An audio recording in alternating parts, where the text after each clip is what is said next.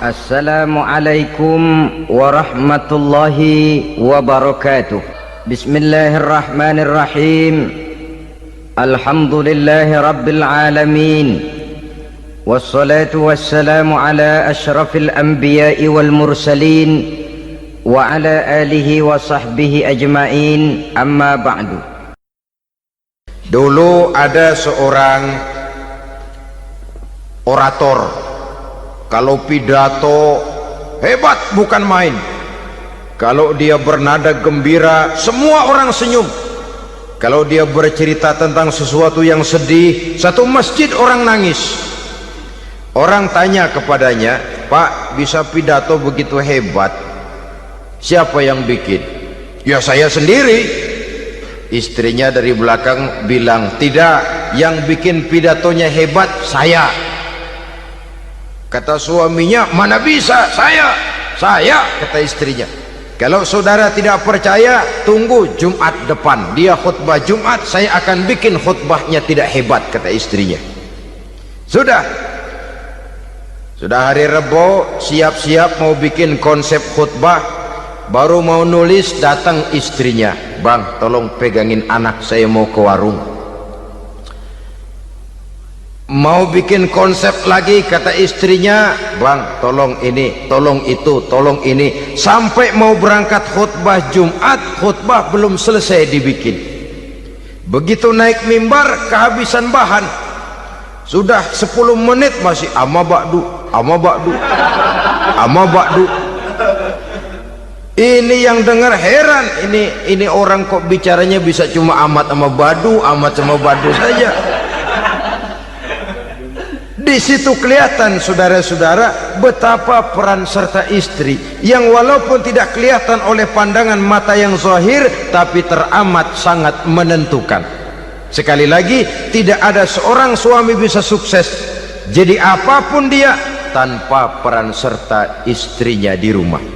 Tidak ada kemajuan yang bisa diperoleh kalau tidak karena peran serta istrinya di rumah. Tidak ada kesuksesan yang bisa diraih tanpa keikutsertaan daripada istrinya di rumah. Walaupun suaminya yang dikenal orang, suaminya yang dipuji orang, suaminya yang disanjung orang, bagian besar tetaplah saham dan andil daripada istrinya yang di rumah itu. Ini makna an-nisa imadul bilad.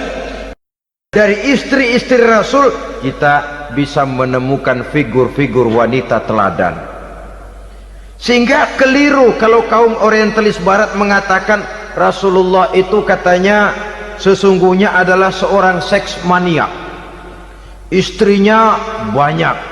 Oh, ini memang bajingan ini orientalis ini. Kalau Rasulullah itu seorang seks mania, tentu yang dinikahinya itu pertama jelas gadis semua, yang kedua tentu cantik-cantik semua. Dari istri-istri beliau yang dikawininya dalam keadaan gadis cuma Siti Aisyah, selebihnya janda. Apa pertimbangannya? Menyantuni yatim-yatimnya, mengayomi janda-janda yang ditinggal suaminya gugur di medan perang, untuk memperkuat keimanannya. Itu pilihan utama Rasul. Kita sekarang ini ya ngakunya sih ikut sunnah Rasul, cuma sunnahnya urusan kawin melulu. Ada duit sedikit, kawin maning, kawin maning. Ditanya orang kenapa kawin melulu, sih mas sunnah Rasul. Bukan main. Kalau sudah urusan kawin pahlawan betul sunnah Rasul. Padahal kawin lagi dalam Islam itu sungguh pun boleh, tapi tidak diperintah. Tidak diperintah, memang cuma boleh. Itu kalau dalam pesawat itu cuma semacam emergency exit lah ya, yang tidak boleh sembarang waktu bisa dibuka. Kalau memang sanggup berlaku adil, tafadhol. Kalau tidak, satu juga nggak habis. Lagian saya kira perempuan itu kan cuma perbedaan rupa saja, perbedaan selera saja. Seperti singkong dengan sate, bedanya kan cuma di tenggorokan. Kalau sudah masuk ke perut, kenyangnya kan sama. Perempuan cuma berbeda dalam selera, rasanya barangkali ya, barangkali.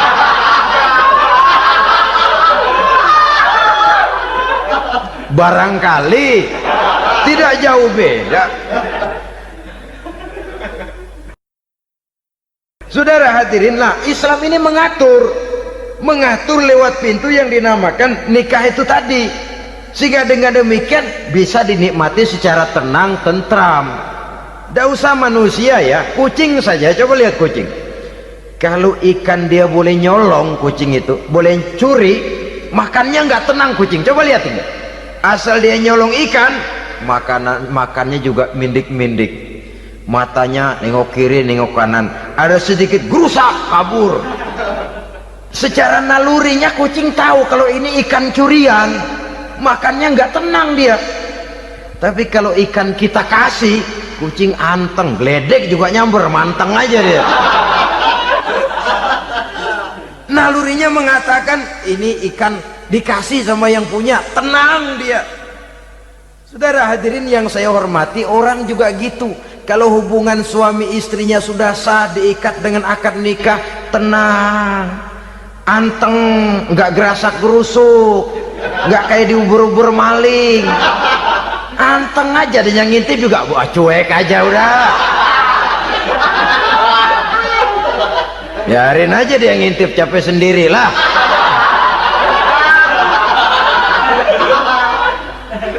Tapi kalau nyuri-nyuri, coba lihat dah, mana di kebun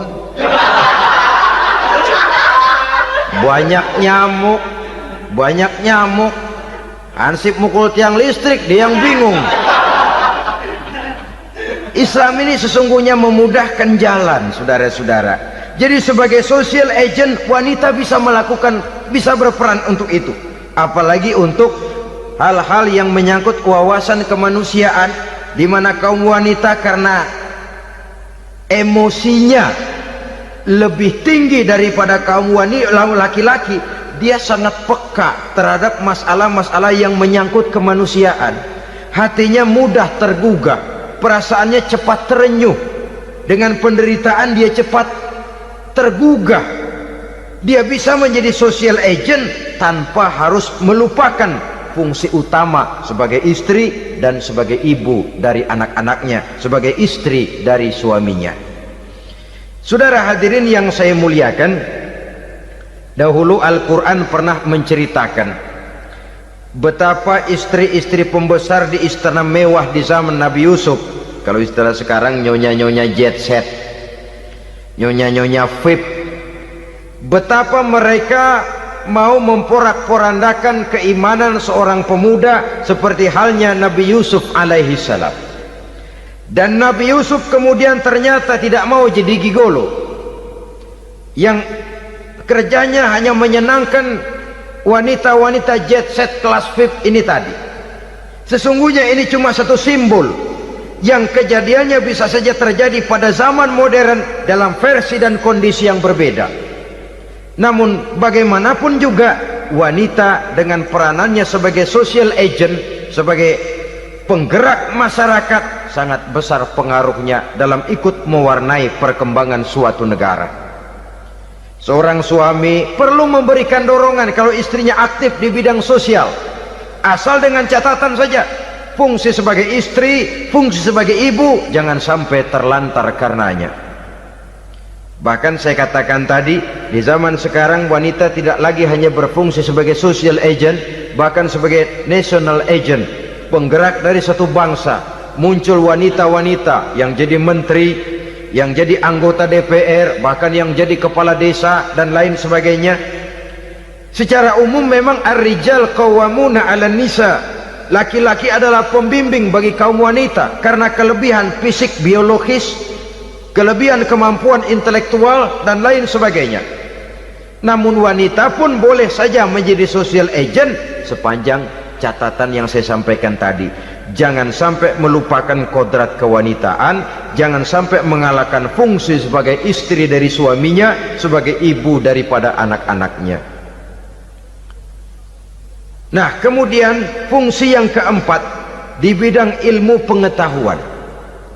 Islam memberikan kesempatan yang sama kepada kaum wanita, talabul ilmi faridatun ala kulli muslimin wa muslimatin, menuntut ilmu itu wajib hukumnya bagi orang Islam baik laki-laki maupun perempuan, sampai dibentuk kalimat pengecuali khusus ini, muslimin wa muslimatin, bagi muslim laki-laki, bagi muslim perempuan.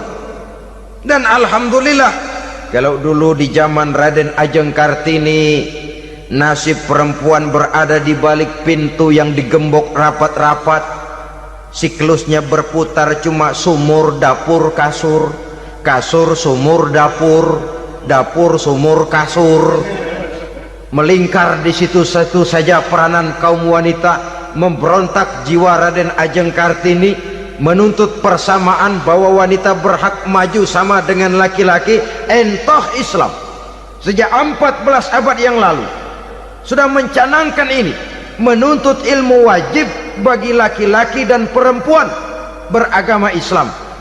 Orang Islam baik dia laki-laki baik dia perempuan wajib menuntut ilmu. Ilmu dalam artian umum, tidak hanya sekedar fikih tauhidnya, ya, di bidang kedokteran, di bidang teknik, di bidang hukum dan lain sebagainya. Ini yang perlu dibanggakan. Kalau perlu, ini yang perlu diadakan kontes IQ, wanita yang paling berprestasi di bidang ilmiah, wanita yang punya prestasi di bidang menjaga kelestarian lingkungan hidup, wanita yang punya prestasi menggerakkan sosial, menyantuni yatim piatu, memelihara kesehatan. Adakan kontes macam itu untuk mendorong. Ini enggak, kalau kontes yang diukur betis, bibir, pinggul, payudara, lubang hidung, ukur sekalian kita. Apa manfaatnya dan apa unsur pendidikan yang ada di dalamnya? Tidak menguntungkan, tidak mendidik, dan tidak membawa manfaat, kecuali lalu yang timbul pola hidup konsumen, pola hidup konsumer, pola hidup yang material, pola hidup yang pola hidup yang gemerlapan. Ya, kalau oleh anak-anak muda yang terjangkau, kalau tidak, dia hanyut ditelan mimpinya. Dia ingin bergaya hidup jet set, sementara dia dihadapkan oleh kenyataan bahwa dia tinggal di kampung, ibu bapaknya orang kampung, dan lain sebagainya. Jiwanya berontak, terjadilah kegalauan, terjadilah kerancuan, terjadilah komplikasi, perang di batin antara keinginannya dengan lingkungan nyata yang dihadapinya. Dan kalau sudah ada gejala semacam itu, penyakit-penyakit kejiwaan akan mudah muncul. Ini gejala terutama buat orang-orang yang tinggal di daerah transisi, kota besar bukan, kampung banget juga enggak, daerah cekak. Akibatnya gayanya ya sering gaya enggak karu-karuan, gaya kepalang tanggung jadinya. Saudara hadirin yang saya muliakan, akhirnya apa? Santri tapi lagunya kayak koboi, koboi tapi sesungguhnya santri. Saudara hadirin yang saya hormati, maka di bidang ilmu pengetahuan wanita mempunyai peranan yang sangat besar. Dia bisa tampil dengan karya-karya ilmiahnya yang membawa manfaat bagi perkembangan agama, bangsa dan negaranya. Majulah kaum wanita dengan ilmu pengetahuan, tuntutlah ilmu seluas-luasnya. Kita hidup di satu negara yang merdeka, kita beragama yang memberikan satu keyakinan bahwa menuntut ilmu merupakan kewajiban, bahwa peranan wanita tidak hanya di belakang dapur, lain sebagainya, yang seluruhnya terpantul dari dinamika kehidupan kaum wanita. Saudara-saudara kaum muslimin rahimakumullah. Kemudian yang kelima, peranan wanita dalam bidang agama. Kita bersyukur sekarang ini gejalanya dimanapun pengajian, biasanya lebih ramai pengajian ibu-ibu dari bapak-bapak. Peringatan hari-hari besar keagamaan, biasanya lebih ramai ibu-ibu daripada bapak-bapak. Pengajian ibu lebih ramai, padahal kalau bicara sibuk, lebih sibuk ibu daripada bapak misalnya. Kalau sudah pengajian bapak-bapak, biasanya pengajiannya rame cuma 3 giliran itu. Pembukaan, maulid, penutupan. Kalau sudah yang rutin pengajian tiap minggu, 3 pojok yang ngaji. Yang atuh nguap, yang atuh pules, yang atuh ngiler. Saudara hadirin yang saya muliakan, ada badan kontak majelis taklim yang merupakan wadah daripada kegiatan ibu-ibu. Ada Ittihadul Muballighat, Persatuan Muballighat, ada Persatuan Para Asatizah, dan macam-macam lagi peranan ibu-ibu di dalam kehidupan beragama. Tapi sesungguhnya harus dimulai dari bagaimana si ibu mewariskan jiwa agama kepada anak-anaknya di rumah tangganya. Kalau itu gagal, dia mau melangkah ke masyarakat, dia sudah gagal sejak awal sesungguhnya. Keberhasilannya dia menata masyarakat akan mengakibatkan dia nanti bernasib seperti Nabi Nuh. Berhasil mengajak beberapa orang kafir mengikuti ajarannya, tapi gagal mengislamkan putranya sendiri Kan'an. Bukan tidak berusaha, tapi memang Allah sudah menghendakinya sedemikian untuk menjadi contoh buat kita semua. Yang penting orang tua berusaha dan berikhtiar. Kalau sudah berusaha dan berikhtiar, anak ternyata memang sulit diurus, barangkali memang fotokopinya Kan'an tuh anak. Ya orang tua kalau sudah berusaha, ya tawakallah. Jangan belum berusaha lalu berkata, jangan anak kita, anak Nabi aja ada yang bengal. Ngajar tidak mau, mengajar anak tidak mau, mendidik anak tidak mau, lalu mencontoh Nabi, salah kaprah namanya. Kaum wanita bisa berperan di dalam agama. Ketika Rasul hijrah, itu kan beliau tidak langsung ke Madinah. Dari Mekah itu beliau mengambil jalan arah ke kiri menuju Gua Sur. Ini dalam strategi militer punya makna sendiri. Jenderal yang ulung, ahli strategi militer ini. Di Gua Sur sana beliau tinggal 2 hari 3 malam. Siapa yang membawa makanan ke Gua Sur? Siapa yang menjadi kurir untuk mengintai kegiatan-kegiatan Quraisy setelah Nabi berangkat hijrah? Asma, putri Abu Bakar Siddiq radhiyallahu anhu. Jadi kurir, jadi spion, membawa makanan untuk Rasul dan ayahnya di Gua Sur. Ini peranan wanita. Di tengah bahaya, di tengah keadaan posisi terjepit, Rasul di dalam gua, diamatinya keadaan Quraisy, dilaporkannya kepada Rasul. Jasa seorang wanita bernama Asma, putri dari Abu Bakar Siddiq radhiyallahu anhu. Rabi'atul Adawiyah, seorang sayyidah sufiyah, ahli tasawuf yang terkenal dengan ajaran cintanya kepada Tuhan. Dia bisa menjadi tokoh wanita dalam gerakan sufi oleh karena kegiatannya di bidang agama, dalam arti mujahadahnya kepada Allah subhanahu wa ta'ala. Dia korbankan bagian besar daripada hidupnya untuk mengabdi kepada Allah. Setelah suaminya meninggal, seumur hidup dia tidak pernah nikah lagi. Bukan tidak cantik, cantik. Bukan tidak ada yang mau, banyak yang meminang. Bahkan diantaranya termasuk Sufyan Tsauri, seorang tokoh juga, pernah mencoba meminang beliau. Kata Sufyan, Rabi'ah, bagaimana? Kamu kan janda? Iya. Lalu, lah saya kan duda. Jadi bagaimana? Daripada kita masing-masing sendiri-sendiri kan lebih baik kita join. Maksud kamu apa? Saya mau meminang kamu. Boleh? Tapi mas kawinnya saya minta engkau jawab 4 pertanyaan saya. Kalau bisa, diri saya seutuhnya saya berikan kepada kamu. Kalau tidak, tidak usah saja. In ajabtani fi 4 masail fa ana laka. Kalau engkau sanggup menjawab 4 pertanyaan saya, seluruh diri saya bulat-bulat saya serahkan kepada kamu. Yang pertama, Sufyan, semua orang kan bakalan mati. Iya. Ya soal mati sih sama, mati. Cuma hakikat mati kan lain-lain. Ada yang matinya itu husnul khatimah, mati baik di akhirnya.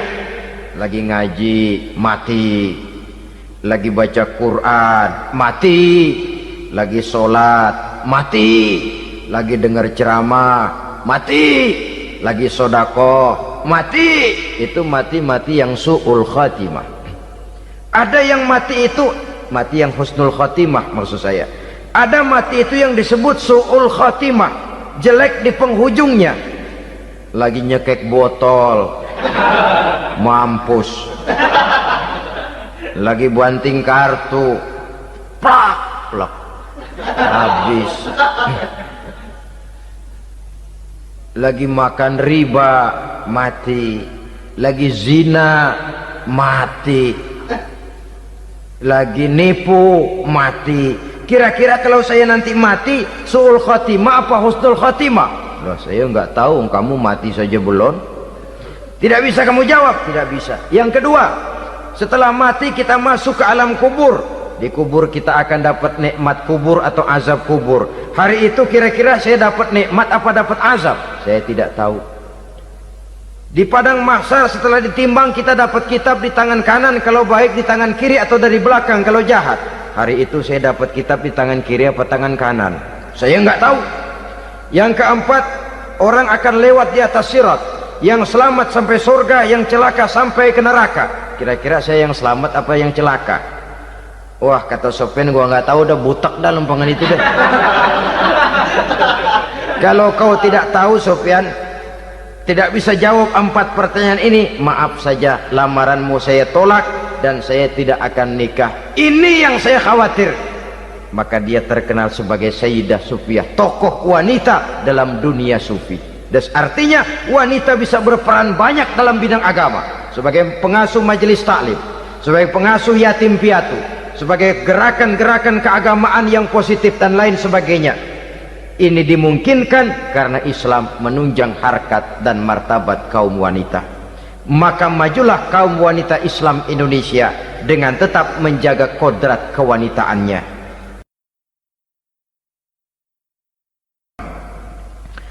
Sebelum Islam datang, nasib perempuan nyaris hanya berputar di segitiga saja. Dapur, sumur, kasur. Kasur, sumur, dapur. Seolah-olah wanita terpaut dengan 3 itu tadi. Seolah-olah wanita tidak bisa berbuat lebih banyak daripada itu. Bahkan di tengah masyarakat jahiliyah, bayi perempuan mendatangkan aib sehingga mereka lalu dikubur hidup-hidup. Maka datang Islam dengan tegas mencanangkan satu revolusi yang mengangkat harkat dan martabat kaum wanita. Nabi bersabda, "An-nisa'u imadul bilad, iza saluhat saluhal bilad, wa iza fasadat fasadal bilad." Wanita adalah tiang negara. Jikalau baik wanita, baiklah negara. Jikalau rusak wanita, hancurlah negara. Dalam berbagai ayat Al-Quranul Karim menjelaskan tentang wanita dan peranannya. Al-Quran bercerita tentang Siti Hawa. Al-Quran bercerita tentang anak perempuan Nabi Adam, Iklimah dan Labuda yang menyebabkan Habil dan Qabil saling berbunuh-bunuhan. Al-Quran menceritakan bagaimana ibunya Nabi Musa mendapat wahyu untuk menghanyutkan anaknya di hilir sungai Nil. Al-Quran bercerita tentang Siti Maryam, ibu daripada Nabi Isa. Al-Quran bercerita tentang 2 putri Nabi Yusuf, yang akhirnya salah satunya menjadi istri daripada Nabi Musa. Pun Al-Quran bercerita tentang Ratu Balkis, seorang wanita yang menjadi penguasa di negeri Sabah, yang demikian besar pengaruhnya dan wawasannya. Dan banyak lagi Al-Quran menceritakan keadaan kaum wanita, sampai-sampai dalam Al-Quran ada satu surah yang dinamakan surah An-Nisa. Ini seluruhnya berarti bahwa Al-Quran telah menempatkan kaum wanita dalam satu posisi yang mulia dan terpuji. Al-Quran memberikan emansipasi, bahwa wanita berhak mengejar kemajuan sebagaimana halnya kaum laki-laki. Tetapi sungguh pun demikian, Al-Quran tetap memberikan batasan-batasan sepanjang emansipasi itu tidak bertentangan dengan kodrat kewanitaan itu sendiri. Kalau persamaan dan kemajuan, kalau emansipasi dan hak asasi sudah tidak sesuai lagi dengan kodrat kewanitaan, pada akhirnya bukan mengangkat harkat dan martabat kaum wanita, justru malah merendahkan derajat dan martabat kaum wanita itu sendiri. Seperti sebagian besar wanita ini, mereka berteriak menuntut tentang persamaan hak, tapi mereka melupa apa batasan daripada persamaan hak itu sendiri. Sesungguhnya Islam dengan segala konsepsinya yang mengangkat martabat kaum wanita itu memberikan keleluasaan kepada kaum wanita untuk maju bersama laki-laki sepanjang tidak menginjak-injak kodrat kewanitaan itu sendiri. Kalau sudah sampai kepada menginjak kodrat kewanitaan, maka akan merendahkan martabat kaum wanita. Sebab apa? Secara fisik dan psikis agaknya memang laki-laki sudah ditakdirkan oleh Allah untuk menjadi pembimbing bagi kaum wanita. Walaupun tidak tertutup kemungkinan wanita tampil sebagai pemimpin, tetapi dari segi fisik biologis misalnya, laki-laki itu diciptakan kekar, kuat untuk memikul dan melaksanakan tugas-tugas yang berat. Sedangkan perempuan pada umumnya adalah lembut, ayu, lemot, denok, geboy dan lain sebagainya. Maka kalau kita baca sejarah, Allah itu belum pernah mengutus rasul perempuan, semua rasul laki-laki. Sebab apa? Secara fisik biologis tugas kerasulan lebih dimungkinkan oleh seorang laki-laki. Tugas rasul itu berat, kadang-kadang perang, dicaci maki, berhadapan dengan ujung tombak, ujung pedang dan lain sebagainya.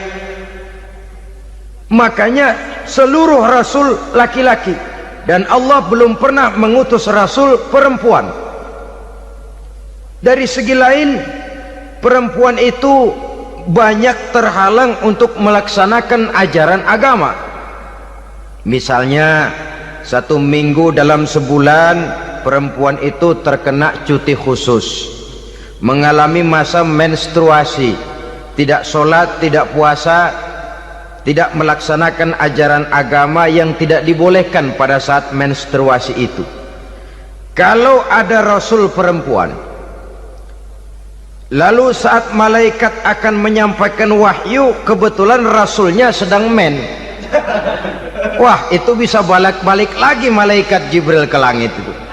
Mau turun nyampein wahyu, balik lagi ke atas, ditegur, kenapa balik lagi Jibril?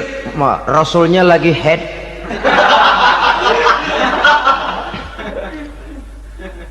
Atau pada saat agama dalam bahaya, agama dalam hinaan, agama dalam ancaman, rasulnya perempuan kebetulan sedang hamil besar. Apa lalu perang ditunda? Pengumuman perang ditunda saja sampai rasul melahirkan. Tentu lebih tidak mungkin lagi. Secara fisik biologis, laki-laki lebih memungkinkan untuk melaksanakan tugas kerasulan ini. Maka seluruh rasul yang diutus Allah adalah laki-laki. Saudara hadirin yang saya muliakan, sungguh pun demikian, Islam itu mengangkat martabat wanita sedemikian tinggi sebagai tiang negara yang menentukan jatuh dan bangunnya negara, yang ikut mewarnai bahkan menjadi warnanya suatu negara. Walaupun peranannya memang tidak begitu kelihatan, tapi sesungguhnya amat sangat menentukan. Oleh karenanya, secara umum emansipasi yang digariskan oleh Islam, emansipasi yang tidak bertentangan dengan kodrat kewanitaan di berbagai aspek kehidupan.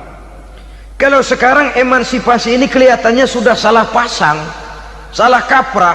Bahkan belum lama kita menyaksikan bagaimana ada binaragawati Di zaman sekarang perempuan sudah mulai angkat besi.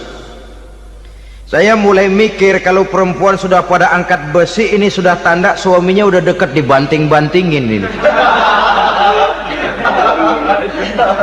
Tahun-tahun mendatang mungkin akan menyusul perempuan mulai narik becak.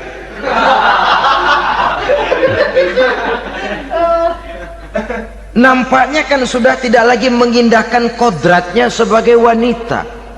Ada olahraga yang hanya pantas dikerjakan oleh laki-laki. Oleh karena itu pada kesempatan ini kita akan mencoba melihat peranan wanita dari berbagai dimensinya. Yang pertama, peranan wanita sebagai istri. Adalah Rasul memilih istri pertamanya Sayyidatuna Khadijah radhiyallahu anha. Kalau pilihan utama beliau pertama kali nikah dengan Siti Khadijah, jelas itu pilihannya bukan karena kecantikan. Kenapa? Beliau nikahi Siti Khadijah dalam usia 40 tahun Khadijah dan 25 tahun Rasul. Statusnya janda pula. Kalau beliau seorang pemburu kembang, pemburu bunga, kenapa mesti nikah dengan janda berumur 40 tahun? Sedangkan beliau waktu itu masih berumur 25 tahun. Apa sasaran utamanya? Bisa kita lihat nanti.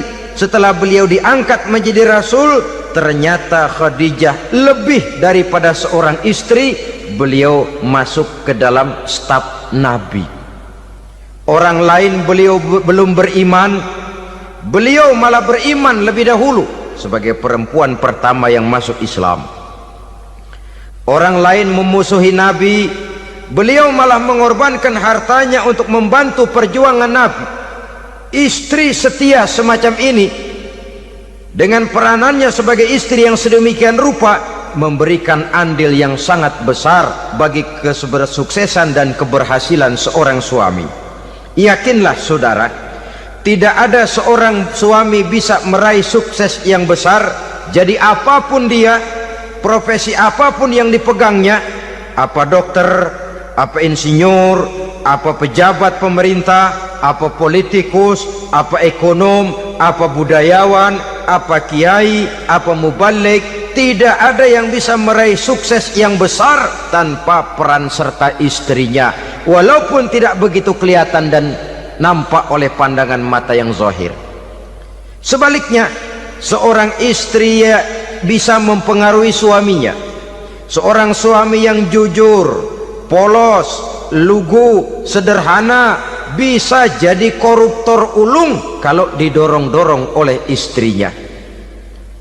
Seorang istri Pak Lurah memang tidak ikut mengatur kelurahan, tapi dia bisa mewarnai suaminya. Seorang istri gubernur memang tidak ikut mengatur provinsi, tapi dia bisa mewarnai suaminya. Sepanjang warnanya positif, tentu sangat baik dan sangat diharapkan.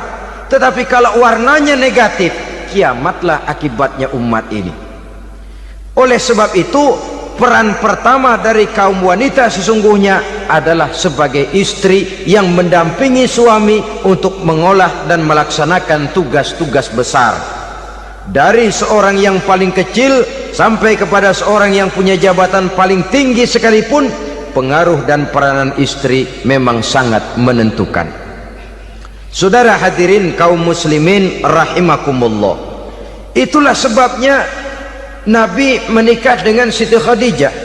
Dan lebih dari itu, sebelum menikah dengan Nabi, Siti Khadijah itu sudah terkenal sebagai pengusaha wanita, business girl kalau bahasa sekarang ini. Bahkan jaringan bisnisnya tidak hanya Mekah saja, tidak hanya antar kota, bukan, bahkan sudah antar negara, dari Mekah ke Syam, dari Mekah ke Madinah dan lain sebagainya, yang bahkan kita tahu Rasul pada mulanya pun ikut membantu perdagangannya Siti Khadijah radhiyallahu anha ini.